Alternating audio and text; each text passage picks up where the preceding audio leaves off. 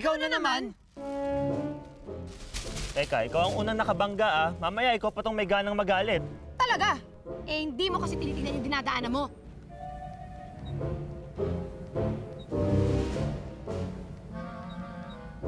Oh, ikaw pa talaga yung nagalit, no?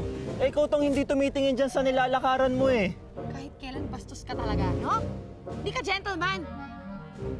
Diba? Ikaw na nga itong nakabangga, hindi ka man lang marunong mag-sorry. Next. Ano? Ano nangyayari dito? Eh, siya ho kasi.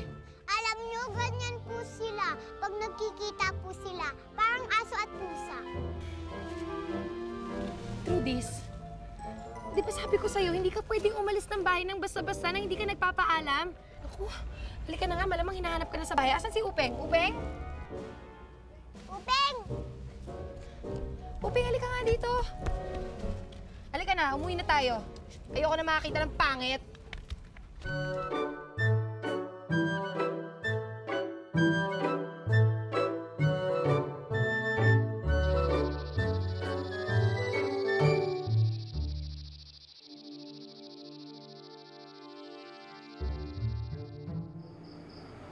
Oh, babae. Hindi ka pa natutulog.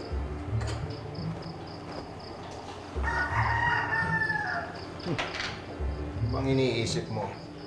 Teka. Baka nobyo na yan, ha? Kayo naman. Wala pa ho yan sa isip ko ngayon.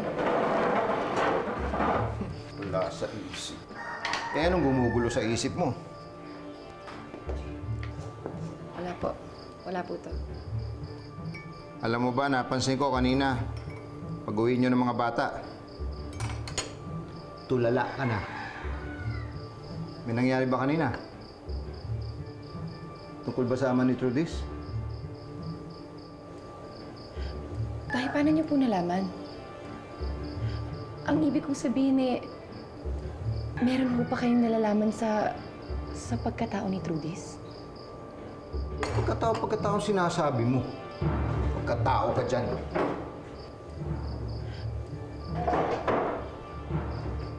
Kumusta ko lang po si Lino. Ano mga pagkatao sinasabi mo? Ikaw talaga, alam mo, ang gulo-gulo mong kausap. Mabuti pa. Bukas na tayo mag-usap, matulog ka na.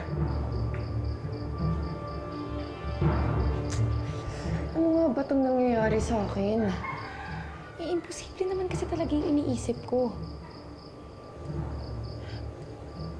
Iisa lang ang ama ni Trudis. Si Kuya Lino lang. Wala nang iba. Siya lang. Talagang nakakaaliw yung bata na yun. Pag narinig mo pa paano nagsalita, sasabihin mo tama na binigyan ko siya ng 1,000. Nick, ano? 1,000? Binigyan mo ng 1,000 yung bata? Nick naman. Baka naman abang-abangan ka na niyan sa simbahan at humingi na ng pera sa'yo. Bukas makalawa, dala na niya yung pamilya niya. Huhututan ka na nun. Hindi naman siguro. Mukhang inosente nga yung bata eh. Nagmamagic nga lang doon sa tabi ng simbahan. What? Nagmamagic? Oh my God, Kuya Nick. That girl, I know her. Siya yung umaway sa akin. I can't believe you like her. Binigyan mo pa ng money. Amuhin mo yan. Alam mo naman na si Lucy ang kapatid ko. Yeah, just like you. Sabi mo ako ang favorite mo. Sugar. Sweetheart, amuhin mo yan. Kung hindi, bati ako magtatampo sa'yo. Okay, okay. Sugar? Hey! Sugar? Tuwang-tuwa nga po sa akin yung mga tao eh. Pati nga yung mamang nagbigay sa akin nito eh. Tingnan mo oh. Bait naman ng mamang yon. Pero anak, pwede ba? Huwag mo nang uulitin yun, ha? Isa, delikado yung ginagawa ninyo. Tsaka, paano kung masamang tao yung dumampot sa inyo? Eh di mamagikin ko po sila.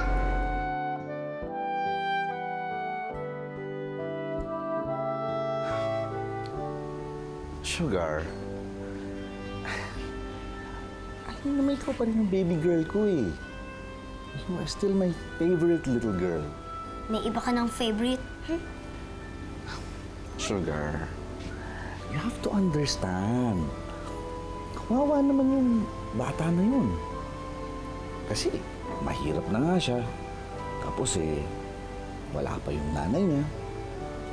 Tapos yung tatay niya may sakit. Kaya nga, dapat tinutulungan natin sila. But I don't like her. Fake siya. Siya pa mga magic tricks niya. Nanluloko siya ng mga tao. Mas magaling ako doon. Talaga? May magic trick ka?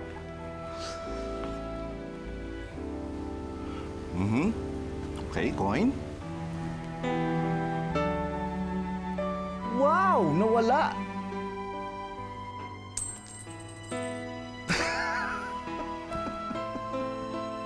Oh! Ano?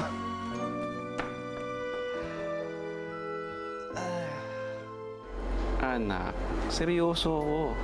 Tsaka ayoko rin na nasa lansangan kayo. Hindi pa naman kayo ulila para mapabayaan sa lansangan.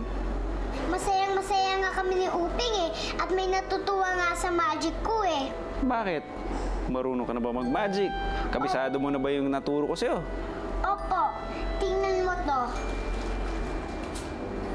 Ito Abracadabra, tenten. Wow, ang galing ng anak ko. Di ba, Tay? Manong-manang nga po ako sa iyo